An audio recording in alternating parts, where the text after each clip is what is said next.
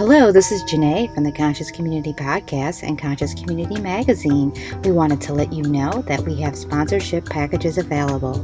If you are interested in sponsoring this podcast, please email Spencer at spencer@consciouscommunitymagazine.com or call or text 630-492-0831. 630-492-0831. Thank you very much for listening. We appreciate all of you. And we are so grateful for your continued support. Please rate, review, and share Conscious Community Podcast with your friends. Thanks again. Now to our episode. Hello, welcome to the Conscious Community Podcast. My name is Spencer, and this is Janae. And today we're speaking with Mikal Vega of Vital Warrior. Mikal? Hello. Thanks for having me. Thanks for coming on the show. We're really excited to speak with you today. So many of those modalities that you work with Vital Warrior, they're all featured in the magazine. So our audience is really familiar with them. But we can ask you a little bit about how you use them within the thing. Yeah. So if you could just to start off, if you want to explain a little bit about your background. You're a military veteran yourself? I am. I didn't start out on a typical path for military, or what I consider to be a typical path. I wasn't like a jock in high school or anything like that. I was a Glee Club type guy, hot pink vest and top hat. Oh, wow. For real. Very serious. And I got bullied a lot, but I was just like pure creativity. You know what I mean? That's all I wanted to do. And so that's what I did all through junior high and high school. I sang, I danced, I performed and national levels with the school. And then when I was 17, I was in Virginia at the time, so we didn't really have an outlet to grow that into something at the time. So I did what I knew from my father, and he was in the military. And so I kind of wanted to be like him, and that's what I did. I joined the military when I was 17 and stayed for almost 22 years. And I spent the first 9 years of that in the explosive ordnance disposal community, became a senior EOD technician. That's bomb squad. And then from there, I went into the SEAL team, did multiple tours to Iraq, and it was great. The experience was great. I wouldn't change it for anything. And because of those experiences, I kind of wound up back in that creative space. So due to combat-related injuries, I was medically discharged in 2012 and from a roadside blast in Iraq, roadside IED, roadside bomb. And the irony is not lost on me. The bomb squad guy got hit by a bomb in Iraq. But I'm fortunate. All my stuff was internal. I have all my fingers, toes, and it was all mild traumatic brain injury, vestibular damage, ulnar nerve damage, these types of things that initially I was over-medicated for. And the bigger danger was they were just trying to figure out what this whole PTSD thing was, this disorder. And so it was a lot of experimentation. You got to call a duck sometimes. It was experimentation to see what would work. That's the only thing I can call it. And it led to me almost being killed by over-medication. And I still live with thyroid issues that they think was from over-medication. Hashimoto's is what it is. So I continue to work on that. So after the medications almost did me in, they didn't, thankfully. And I kind of revolted against that system. And I started to do things that started to make me feel better that I remember using for performance reasons. One of which was myofascial release, rolfing, which is tissue work that's kind of like torture, but they don't ask you any questions, So penetrative work, as we actually interviewed a gentleman who does, he learned from Ida Rolf, and he does a variation. It's not called rolfing, but it's a variation, integral body work. Are you familiar with him, Everett Ogawa? And I asked him about the intensely painful experience of rolfing, and he said, we prefer to call it deeply penetrative work. Well, yeah, okay. Yeah, we can call it that. Sure. But it was highly effective, and I kind of like the intensity of it. Go figure. But I started doing that, and then from that, I found acupuncture. From that, I started learning about the meridians and chakras, and I was like, wait, what is this all about? And then I started, you can get more in contact with that with yoga, and I started doing Bikram's yoga, which was okay for my body for a little while, and then it was like something's still missing. This isn't what I'm looking for. Then I found out about this Kundalini energy, and these meditations I could do. And then I started seeking out those meditations. And I even, like, there's a lot of people out there that'll say that they teach Kundalini yoga as taught by Yogi Bhajan, but unless they know how to connect to the golden chain, which is the lineage of teachers, they're not teaching it. You can't learn it from a book. You got to have a good teacher that knows how to connect. You will get benefit. You'll get some benefits, but the really good stuff happens when you have a powerful teacher, which my teacher that I finally found after a bunch of comedy stories is Hadi Jivan. And he studied under Yogi Bhajan, who brought Kundalini yoga to America in 69 for, the entire time he was here in America. And he's the most powerful teacher alive to date. So, and you can see him, he teaches at the Rama Yoga Institute here in Los Angeles and across the globe. He actually just left for Germany to go teach out there. Guys hardly ever here anymore, but I guess we got to share, right? I became a teacher almost immediately upon finding him. I went through teacher training. He told me that I was to go through teacher training. And we started with level 2 teacher training and then went to level 1. And then it was just a hell of a ride, Ever since I found Kundalini yoga and started practicing that, a lot of things have come through that have always been there. They've always been there. I can't say that it's something that is new. It's something that we all have, this awareness and these abilities that we have to integrate life's experiences. So the biggest thing that I feel is that the reason why we're having such a difficult time with this whole PTSD thing and not making much progress, one of which is that it's not a disorder. One of the biggest things that we've been led to believe is, in my experience, and everything that I'm talking about is my experience. Mm-hmm. Okay. So I can't speak to other people's experiences, but I can say that working in the nonprofit space, I haven't had people coming up to me going, "Hey, these pills are really working for me. It's the best thing ever. You should really add this to your program." Yeah. It doesn't. Nobody's doing that. I have my own experience with post-traumatic stress, and that was more or less how I got into this line of work, is that the medication was not working for me, and I needed to figure out a way that I could go on with my life. This was not helping. It was just kind of a Band-Aid that just the wound was still there, no healing was being done, and it was just postponing having to do the work that I had to do. Yeah. And here's the reason why. Because one of which, it's not a disorder. So in this case, it's not a disorder. So the body goes through, it doesn't even have to be combat. The body itself does not care what the result, where the trauma came from. It doesn't. Physiologically, it's going to be identical if that was from a car accident, a rape, an assault, combat, whatever. It doesn't matter. The body itself is going to respond physiologically the same way, right? In regards to extreme stress environments for prolonged periods of time. So in that case, and here's the physiology of what's going on, as it was told to me by a doctor that I picked up along the way and made known, is when the body's exposed to acute stress for prolonged periods of time, the adrenal system is going to become overactive. That cortisol that's being released into the system is going to become detriment to that system. The adrenals will get fatigued over time, and other systems are going to start taking up the functions of the adrenal system, such as the thyroid. So sleep is one of the most critical aspects of this whole mechanism. If we aren't getting into stage 3 and 4 sleep, the body cannot rebalance its hormonal system or repair the brain efficient. So what we've got to do is get these men and women to sleep in stage 3 and 4 sleep. Sleeping pills do not make you sleep. They shut off certain areas of the brain and they make you unconscious. Not the same thing. So don't be misled by that. So overactive system, adrenals firing. In order for us to get into stage 3 and 4 sleep, those adrenals need to be suppressed. That's done with melatonin, which is only created when you're going to sleep at night. And it's a derivative of serotonin, the body's feel-good hormone. If you're not getting an adequate supply of vitamin D3 and magnesium so that the body can utilize the D, the body can't create serotonin from tryptophan, which comes from your food. So what do we got so far? We've got nutrition is important, sleep hygiene is important, and rest is critical. So in the overactive system, the amount of melatonin that's required to suppress that adrenal system is going to be much higher, and it's going to rob the brain supply of serotonin in a system that more than likely isn't creating enough serotonin to keep up with the demand. So we get low serotonin level. If we have low serotonin, what are the symptoms of low serotonin? Depression, irritability, cognitive deficit, memory loss, irritability. Did I say irritability? I might have said that. Memory loss.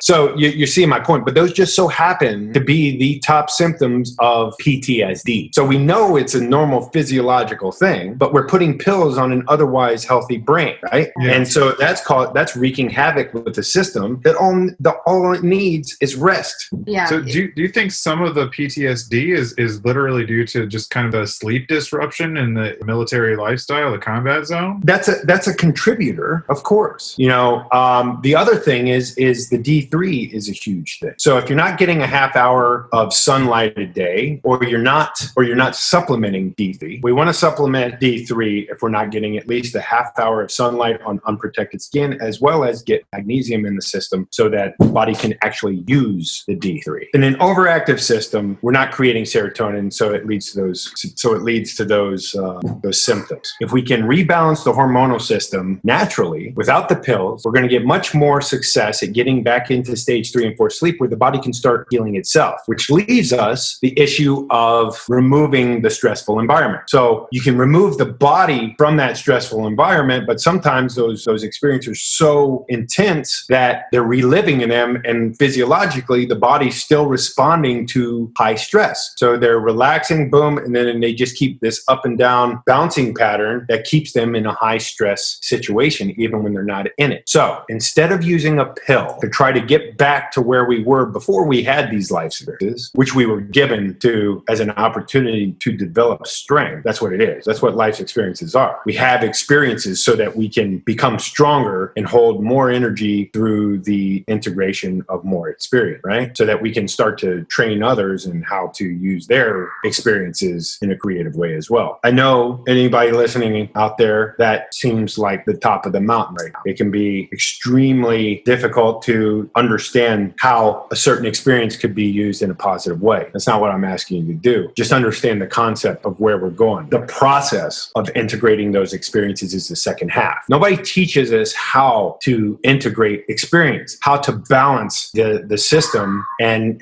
control the subconscious mind to do work for you. Nobody teaches us that. In fact, what has happened in society is that these teachings of, in this particular case, I'm speaking of Kundalini Yoga, these experiences of these teachings have been in the consciousness, it's a feminine thing, it's a hippie thing, it's you start talking about spirituality or mindfulness or breath work or something like this, immediately in the modern warfighter mind frame, they'll tune it out as something that's weak, or doesn't serve the battlefield, which is ironic because a lot of times these war fighting units model themselves after, historical societies that integrated spirituality into everything they did. The American Indian, the samurai, the Vikings, it was something that was inherent in everything they did. Well, if you're talking about Kundalini, the Sikhs are legendary warriors, and that's right out of their Kundalini Yoga thing. Right. Kundalini Yoga is the most warrior thing. I think one of the most warrior things that I have encountered in my life, and is by far the most difficult thing I've done. To have a consistent practice and continually grind against my own subconscious. I'm fighting myself. We're our own worst enemies sometimes, right? So we have to engage in that battle against that enemy. We all have it. Everybody has it. It doesn't matter if you've been on a battlefield of war or a battlefield of business or whatever that may be. That subconscious thing, that self, that's the fight. And that's why it's called Vital Warrior. It's for everybody. We focus in the veterans community and the first responder community, but in active duty as well. But it's for everybody, and it's available to everybody. And because we all have that fight, we have to fight the resistance towards ourselves. Sometimes even resistance towards success of what we want. You ever have something that you're striving for, and then when it's right there at the last minute, you're like going, oh my gosh, all this fear comes in that it's right there and everything's going to change. A fear of change. Anytime change is imminent, the subconscious mind is going to try to drag you back into that comfort zone. And as you grow, you're going to press against those walls of that comfort zone, and you have to keep pushing and keep growing. Otherwise, the walls of that comfort zone is going to push you back into the space, and you're going to shrink. What we want to do is we use Kundalini Yoga to fight through that, and then we expand despite the pressure of the walls of the comfort zone, and we expand beyond it and break the walls of that comfort zone into a much larger space that we can never go back into that smaller space. It's like a snail in a shell. Gotta keep moving into, or a crab in a shell. Can't go back into the smaller space. So we have to keep fighting, and that's the thing. Like, a lot of people would much rather take a pill, have temporary comfort, than engage in a prolonged, lifelong journey of progression on a spiritual path. It's easier. It's more seductive. started quicker. The dark side is much quicker. But ultimately, it always leads to ruin. Eh? Well, we've got in our society, I mean, we're facing, not just in the veterans community with PTSD, we've got a society that medicates for any number of, what I kind of view as spiritual wounds or psychological wounds. It's very difficult to reach adulthood in this society without getting some kind of diagnosis. And every single one of those diagnoses comes with a medication. None of those medications really heals. They treat symptoms, sometimes effectively, sometimes not. Ultimately, like, you're never going to be able to heal and grow until you deal with whatever it is and grow from it, whether it's ADHD or depression or anxiety. A lot of those do come from traumatic stress. It comes from a lot of things. It can come from a traumatic experience. It can come from parental programming. We pass stuff down to our children, even if we try not to. Sometimes we repeat cycles of things that was our experience. It's not anybody's fault. Yeah. And it's incumbent upon the individual to accept responsibility. That's the biggest thing. Accept responsibility for your own experience and your own healing, because if you can't heal yourself, then nobody else can heal you. And that's what we teach through Kundalini Yoga. We teach people how to lose victimized mentality, develop a practice of cultivating life force or a creative force or a pranic force, and then use that to serve others. So through consistent practice, developing a consistent practice, you start to develop an experience, a life's experience, that just by you working on yourself, you'll start to be able to have what I refer to as spiritual credit to not only recognize opportunity, which comes all the time, which is always there, by the way. Opportunity is always there. So don't beat yourself up if one thing goes by and you didn't have the spiritual credit to seize it, because a lot more opportunity is there. You just haven't seen it. And so we develop the ability, the awareness, that's what Kundalini Yoga is referred to as the yoga of awareness, is to be able to see those opportunities, develop the spiritual credit to be able to actually seize those opportunities without even really doing anything more than being able to recognize on what you should act on and what you can let pass. And you start operating from this place of intuitive nature instead of a hustling nature. Like, I've got to get this done. I got to do this. And through the development of intuition, you start to realize the things that you do need to get. You'll feel a pressure of, I got to get that done. I got to get that done. I got to get that done. And then you'll act. And when you act, then the pressure goes away. And then all this other great stuff starts happening. But it takes practice, and it takes responsibility of sitting down and doing that practice and being able to recognize that, hey, I got to sit down and do my practice, and I'm feeling this pressure, and I've got all these other things that are trying to drag me away from something that, like, I recommend people start with 3 to 11 minutes a day. Just start with that. And it's free for veterans, first responders, and military. It's free. We offer it free through Vital Warrior. We offer free chiropractic care here in Southern California. And in-studio Kundalini Yoga classes are free here at a number of locations with the Rama Yoga Institute around the world. Are you running a facility where these are offered? Are you looking for other organizations to partner with? Because I heard in the interview that I heard with you before that you were looking to take this nationwide as far as a nonprofit organization. Are you looking to find other yoga studios and such to partner with? Yes. So right now I work exclusively with the Rama Yoga Institute, ramayogainstitute.com, I think. I'll get that to you guys. And so you can also see the link through vitalwarrior.org. Okay. And we work together exclusively. That's my teacher's studio, Hari Jivan Studio and Guru Jagat Studio. We offer free online classes. So if you don't have access to any one of the locations, there's 2 here in California. There's 1 in New York. There's 1 in Denver. There's 1 in Spain, I believe, Barcelona. So we're all over the place. So you can walk in there if you're military, first responder, or a veteran, or their family, and you can get started. Another thing we offer is the online access through Rama TV. Again, those, just reach out to us. If you fall into one of those categories that we mentioned, just reach out to us on vitalwarrior.org and we'll get you set up. Other things that we offer there for free is chiropractic care here in Southern California with Dr. Jeffrey Patak. He's one of the best chiropractors here in Los Angeles. And most recently, we started a veterans program because Vital Warrior is all about marrying the martial with the spiritual once again. I feel like we've lost that as a society. So that's one of the things we strive to do now. And our first foray into that realm is with Meraki, which is Kenny Florian's new place here in Santa Monica. He's a UFC fighter, and we're starting a pilot program for a 5 veterans with a 6-month unlimited scholarship at his studio. What style of martial arts is that? It's Brazilian Jiu-Jitsu. I think it would be really neat with the tie between the Sikhs and Kundalini Yoga. I come from a martial arts background myself. I've been really interested in finding a Gatka master. Oh, nice. But they are just not around. And I believe there's only one really Gatka master alive still. And I know a few years ago he was looking for a child to basically take and transfer to. There's like the one guy I've read articles about him. It's pretty amazing stuff. Yeah, I hope he found the guy. So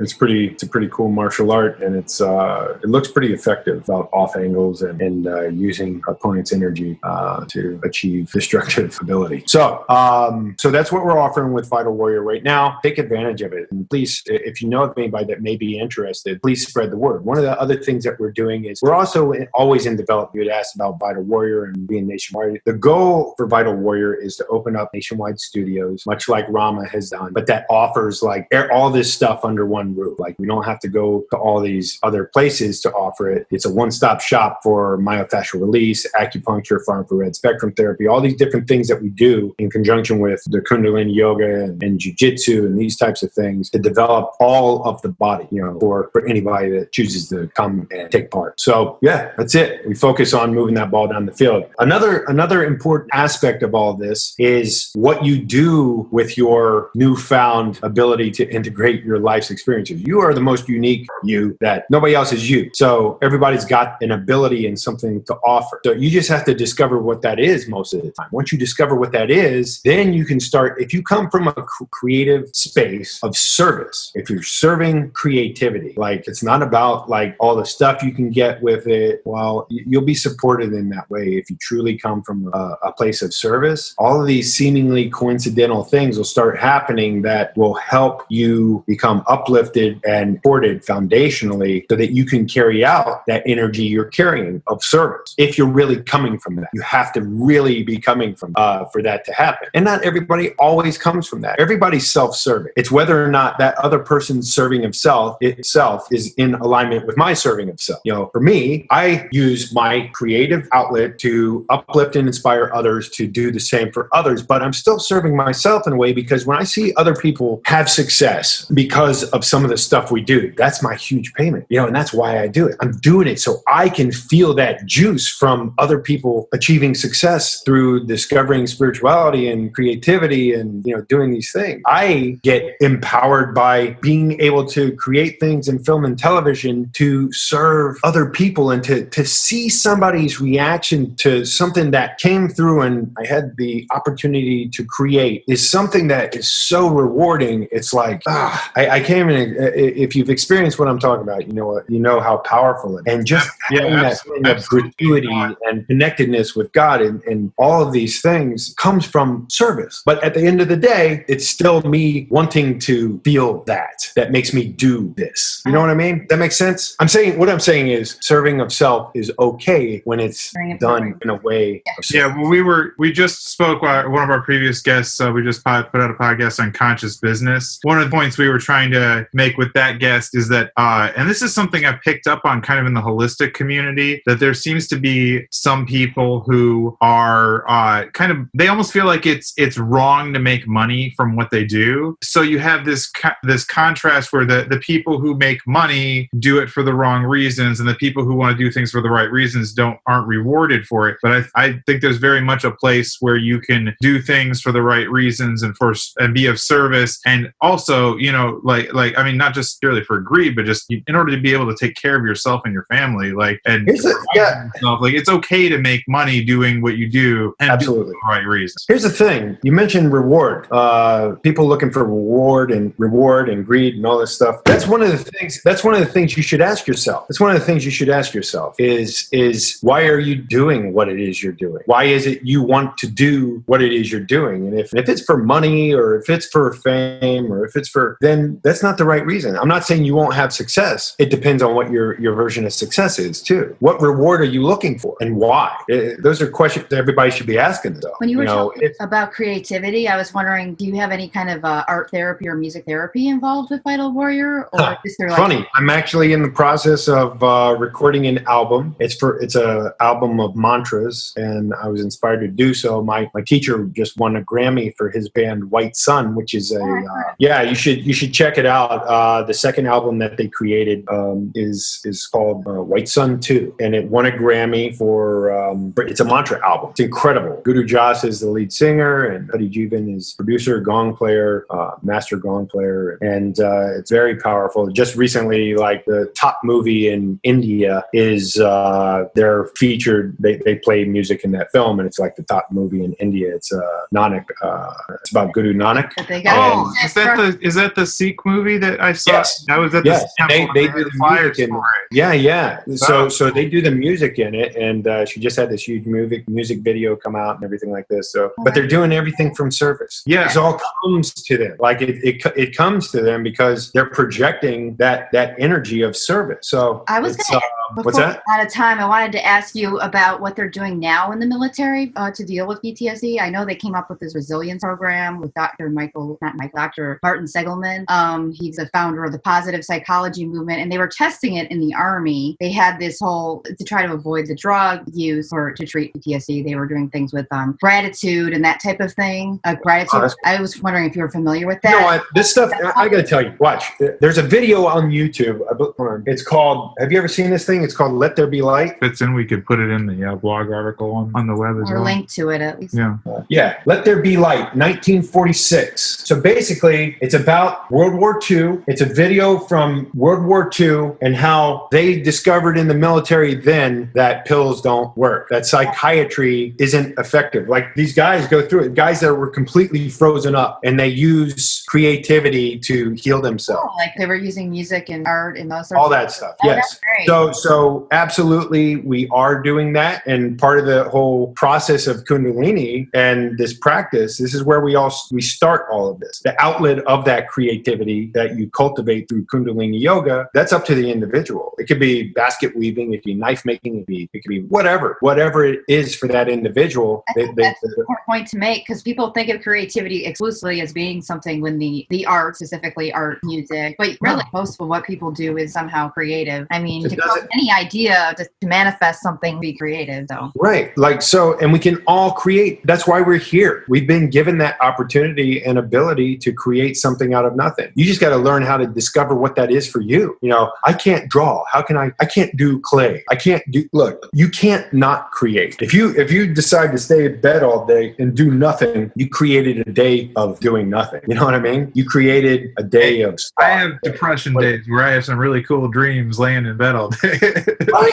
That's fine. Sometimes the only thing you can do is hit next on Netflix. That's fine. But being okay with that is another thing, and not letting that get out of balance. You have to engage. Going back to what you talked about stress being so important for dealing with life. I mean, even stress, that's we get so many problems because we don't take that time. There's a number of things in our society that have kind of set up the preconditions for this. When you look at the way the arts and culture are devalued in our society, we put it off, and celebrities, they're allowed to do arts, and anybody else who does it, it's kind of viewed as irresponsible. You know, if you're trying to be a musician, you should get a real job. And if you're trying to be a painter, we're going to be a starving artist. Made something so pejorative, and we've taken away so many channels that people have for healing. You mentioned taken away these things. Those things haven't been taken away. They've been given up. Yeah. It's incumbent upon the individual to accept or deny what's being broadcast. And if you don't have a bag of tools to put up the protective energy around yourself to be swayed one way or another towards what reality is and what you want to project, then you're going to run into those things. You're going to be pulled by that energy wherever whoever's in control of that is dictating it goes. You can stay on Twitter and you can focus on Trump and all the stuff that's jacked up with Putin and all this. You can do that. You have no power over it, but you can focus on that all the time and get angry, and you can be disgruntled about, the state of our nation and all that stuff. Or you can do something that you do have control over and start creating. The only thing you have control over is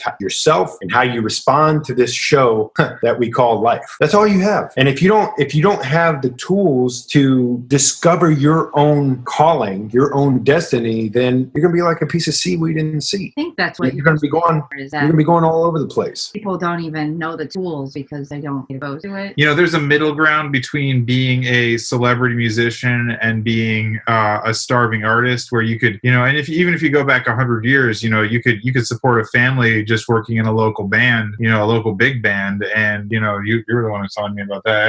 Every you know, 100 years ago, every town would have had a big band, and you know, you could be the trump player in the band in town, and that was your job. And we've really kind of like it's either or, and there's, you know, a couple hundred celebrities who can make their millions doing, you know, really spectacular. Yeah, but do you need millions? What's that? Do you need millions? No, absolutely not. But it's very difficult for a creative person to survive. You can have a creative hobby or creative outlet, but it's very difficult for somebody who's several musicians friends who feel like they can't do anything but play guitar. They are driven to play guitar, and they feel like it's this gift that's been given to them and they have to do it. It's almost impossible for them to survive and make a living doing it. That's not always been the case. I think I would like to see, you know, our society kind of reach out and be supportive of the arts and culture in a way that it's not similar to that. That's the thing. I think that's a perception thing. Yeah. I feel like that's a perception thing, and you don't have to buy into that perception. I think we need to create your reality. That perception. Like if I sit there and I go, hey, nobody cares about me, that's going to be my reality. If I sit there and go, hey, I'm a badass director, I can do that.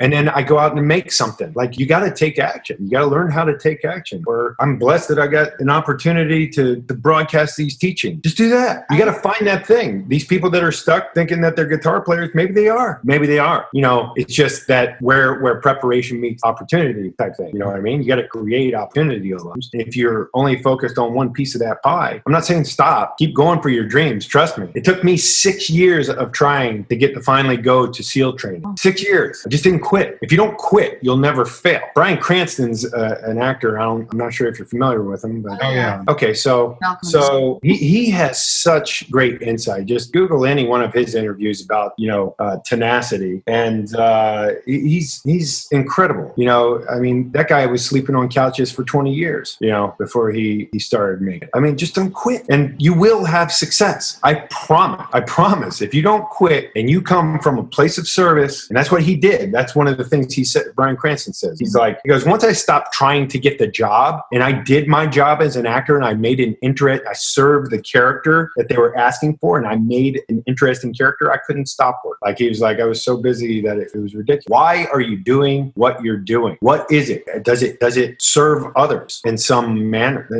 Those are the questions to answer, you know. And if you don't know the answer, develop the intuition to be guided towards it, you know. Develop the awareness to be able to hear it and feel it. We've become such a overstimulated society that we need to learn how to balance and listen to the subtle nature of life. If you don't, then you're going to be continually banging your head into walls. So going back to the Vital Warrior, there were lots of different parts to it. We talked about the yoga and the chiropractic, but you also had other modalities listed on the website, correct? Yeah, we do far infrared spectrum therapy. That's far infrared saunas. What that does is it lowers blood pressure and increases the synthesis of vitamin D3. And then you have flotation therapy, which is basically your sensory deprivation tanks. It accelerates the healing of mild traumatic brain injury through the reduction in external stimulation. It increases the ability to focus and concentrate. And physiologically, it takes off one of the greatest stressors the body has, the force of gravity. So you float effortlessly in this solution of water and half a ton of magnesium sulfate, which supplies the body's requisite magnesium so that you can use the D3, you know, that we were talking about before. It accelerates healing. There's tons of stuff that you can research on the benefits of flotation therapy. Another one is TRE,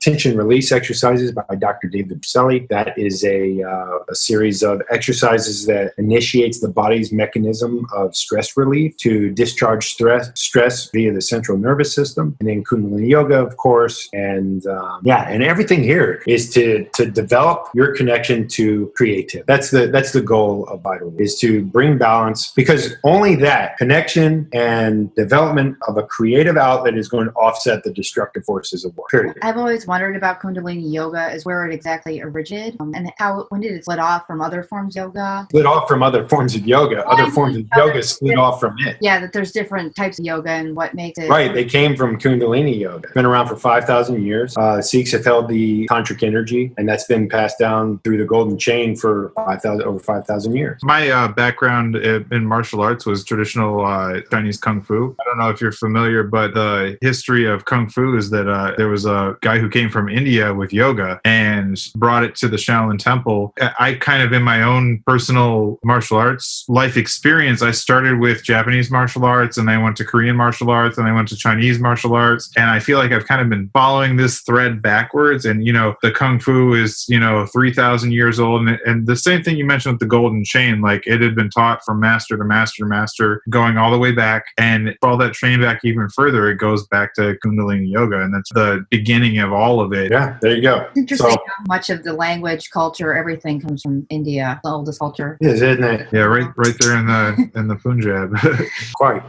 So. Well, that's one thing, if you have another minute or two, is you're talking about mantras and how mantras are significant. You said you're making mantra music now. I've been doing my own series of articles about seed sounds and various mantras, and I feel like if you trace back... Say the seed sounds? Like bijas, like little sounds, like om, or there's these different ones in the Tibetan tradition. There's just the little seeds of sounds where words come from, and these little pieces of the mantras. And I feel like you could go back and find the original language if you could trace back like the mantra to the original. There's other little clues I've picked up on from history, like the proto-language that European languages like Norse languages and Germanic languages and Sanskrit all have a common ancestor in Central Asia. There's this proto-culture where Sanskrit, along with the religious elements too, there's all these like the symbols of the tree of life and stuff like that. They all go back to this Central Asian culture that predated, modern European culture and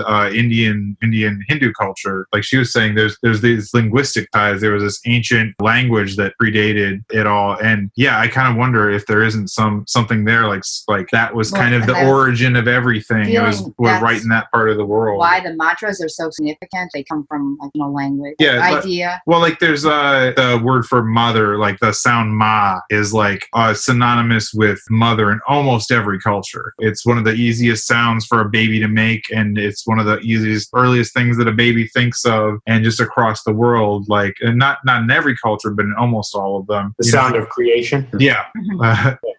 So I don't know, real interesting things to speculate on. We've been going quite a bit over time here, but I just wanted to say thank you for coming on. Is there any other projects or websites or anything you'd like to share with our audience? Michael does work with TV as well. So are there anything that you have coming out? I don't know if you guys have. The latest thing we've done is The Brave on NBC. I do have a film getting ready that's in post right now. We're finishing up posting. It's all about my story from the military and using Kundalini Yoga to achieve a platform of being able to replicate my experiences of success.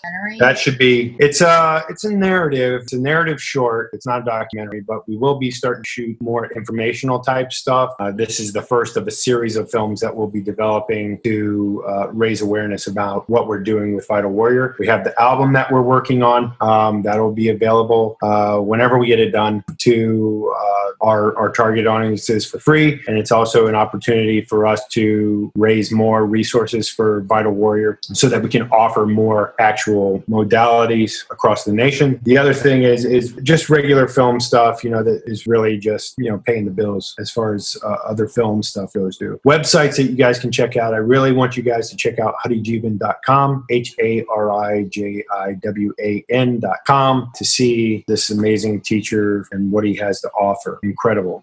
Check out the Rama Yoga Institute. They have been supportive of Vital Warrior since the beginning. They want to get these teachings out to people that need them. Spread the word, please. I'm reachable on Instagram and Twitter at Mikal Vega, and that's MIKALVEGA. And I'm also on Facebook under Mikal A. Vega. And I think that is about it.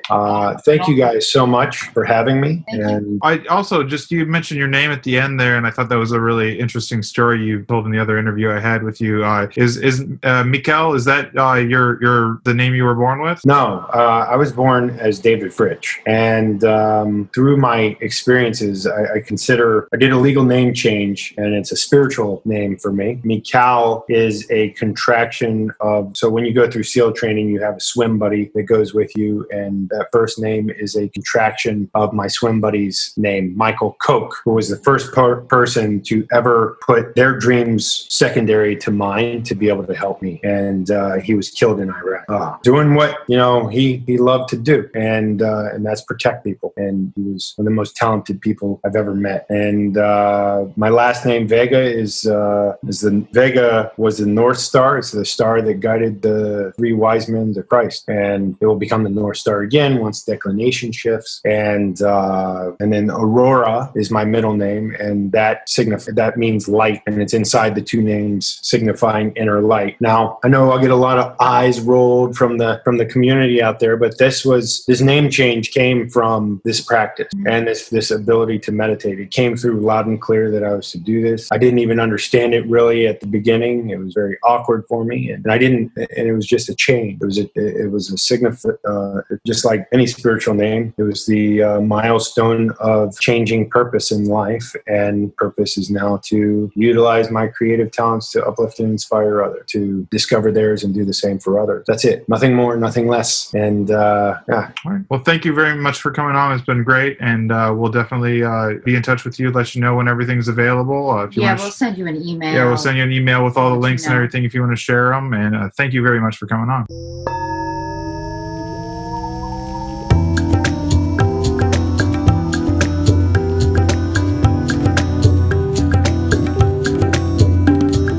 Thank you for joining us for the Conscious Community Podcast. If you'd like more information about sponsoring this podcast or advertising with Conscious Community Magazine, in print or online, please email me at spencer@consciouscommunitymagazine.com. That's SPENCER, or call 630-492-0831.